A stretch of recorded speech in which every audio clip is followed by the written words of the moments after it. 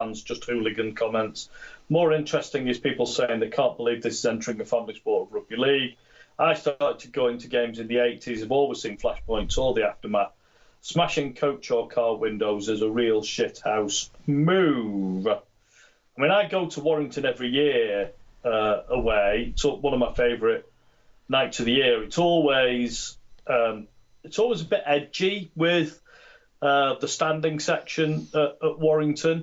I think the last 2 or 3 years there have been complaints after the game from Saints fans that either coach windows have been smashed or car windows have been smashed. I have to say, I've never actually seen any trouble at Warrington, and I've never felt threatened while I've been at Warrington, despite the slightly edgy atmosphere. But there's clearly an element, and I don't know whether these are guys that are in the ground or not, or whether they're sort of a group of hooligans who attach themselves to the club outside the ground. But there's clearly something going on, because it's not just Saints fans, it's not just Castleford fans. I think it's happened to other clubs too when they've turned up at Warrington, and I've never heard of it happening anywhere else, to be honest. Yeah, I feel like there's probably once every year a story of a similar sort of nature that does, unfortunately, often come out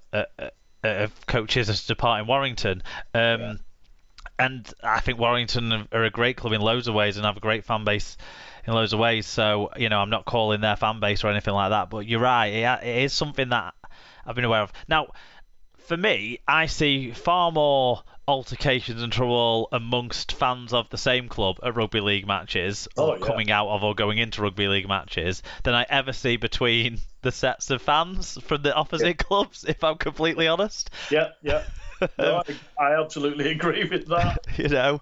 I mean, me and you will know from like Good Friday games where we'll enjoy beers after the game in one town or the other and not have any kind of problem. No, not at all. And similarly, in Warrington, I've enjoyed occasions and not had problems. So I'm not, everywhere, really, everywhere. But hopefully, Warrington have released a statement, they're looking into it. Castleford are supporting of those investigations. I think we've seen clubs take serious action in the past. Warrington have had a couple of incidents as well in the past where there's abuse or that sort of thing happening, where they've brought the people in, they've sat them down, they've talked to them, they've kind of given them another chance, and it's gone away. And I think, that's a way of treating these people like adults. But if it's a group of people that you can get rid of from our sport that are doing things like this, then I'm sure the Warrington club will make sure they can do that.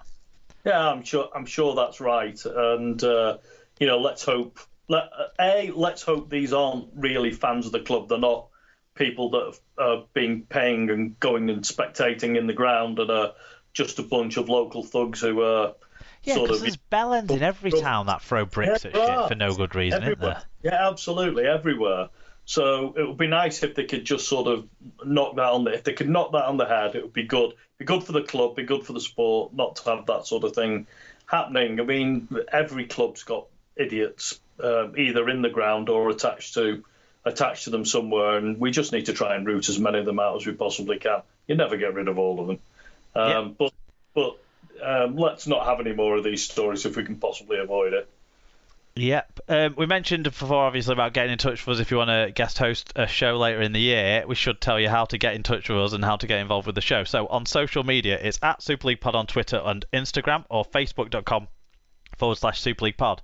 You can email superleaguepod@gmail.com or visit superleaguepod.com to get the info on each episode and links to all the Google forms for your fan views so that we can share those, discuss them on the show. And don't forget, obviously, to subscribe to us in whatever podcast app you're listening to us on, and leave a rating and review in that if you can as well.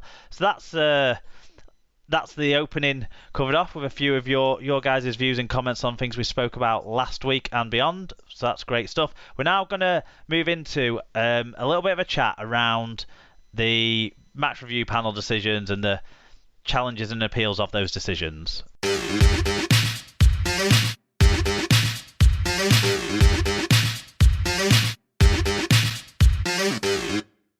Okay, so we're going to talk about basically, the main thing was the increased bans around the frivolous challenges or appeals of the match review panel decisions. So, the news story to talk about, I suppose, is that last week both James Bentley of Leeds and Ollie Holmes of Warrington appealed or challenged the match review panel charges against them for their high tackles in their round one fixture between their two sides. Also, during the same hearings last week, for a Grade D offence against St Helens, Dylan Napper challenged the grading of the offence he was charged with, and that actually saw him get a 4-game ban compared to his teammate Gil Dudson, who accepted his charge, different charge but same grading. Both of them were given Grade Ds, and he got a 3-match ban, which is at the bottom end of the Grade D range. Do you want to just remind everyone of the charges that Bentley and Holmes got, David? Yeah. So James Bentley was charged with Grade C reckless high tackle. He challenged the grading. He was found guilty of a Grade C reckless high tackle worth a 3-game suspension. And then he got a further match added for a frivolous challenge.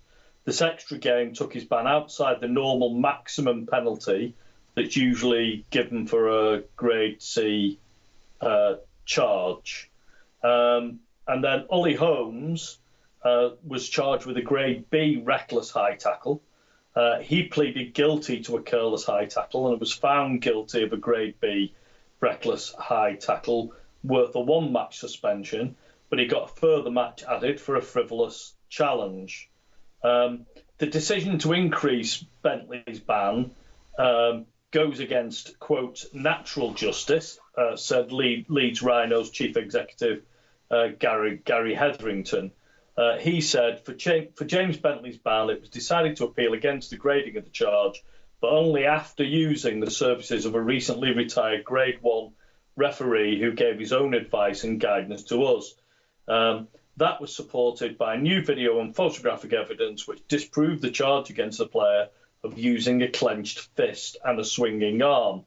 The RFL Disciplinary have ruled that our appeal was a frivolous one and have subsequently increased the ban on the player to 4 games. In our opinion, this raises the whole issue of appeals and does appear to fly in the face of natural justice. Interesting.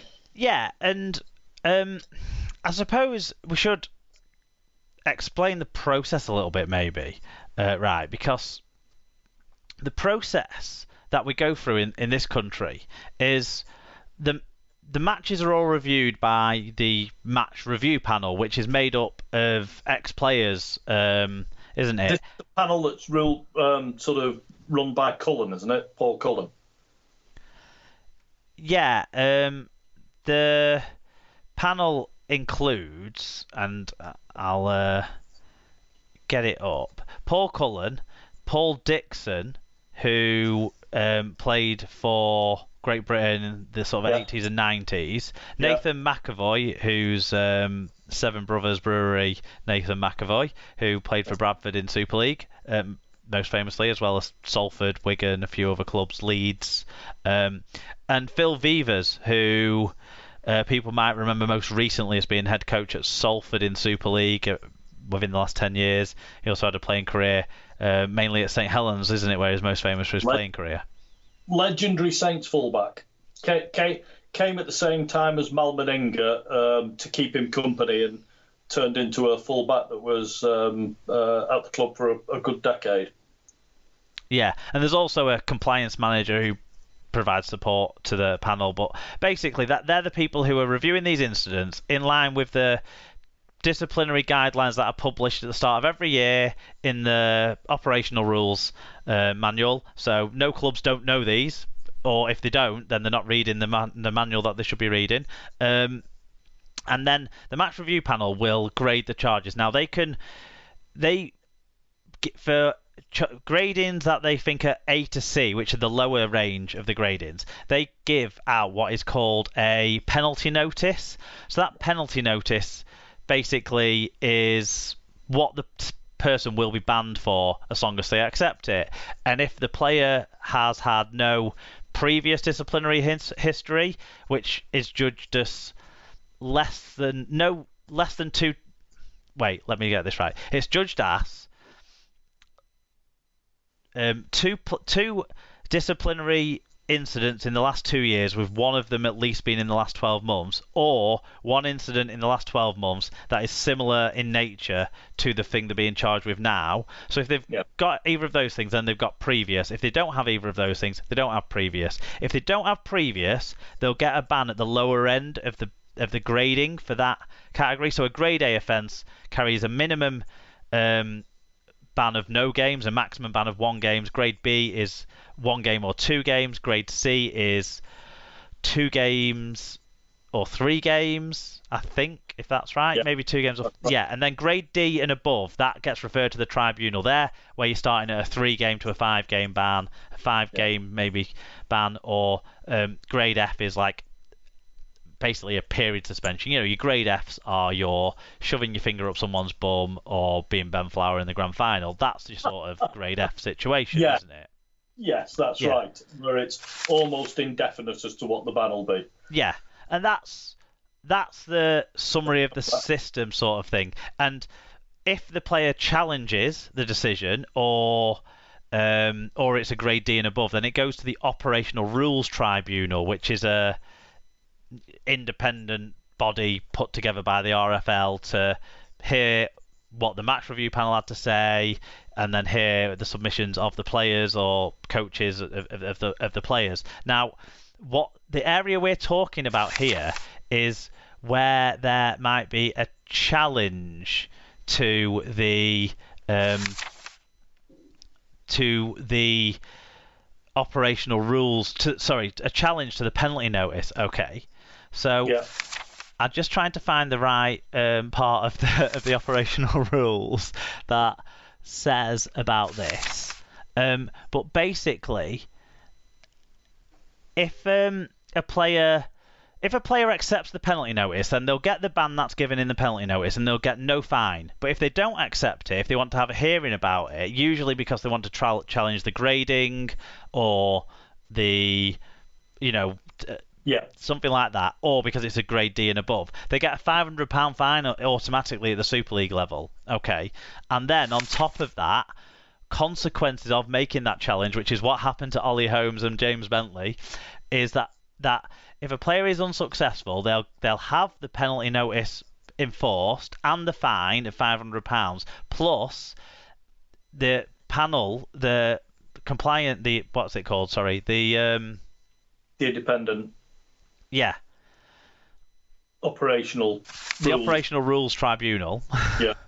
Can increase the suspension by an additional match if it considers that the grounds for the challenge was unreasonable and or frivolous. So in Leeds' case, they basically said Ben Curry caused someone to be concussed in a totally different tackle. That was totally different grading, and so we think this should be lowered, the one on Bentley.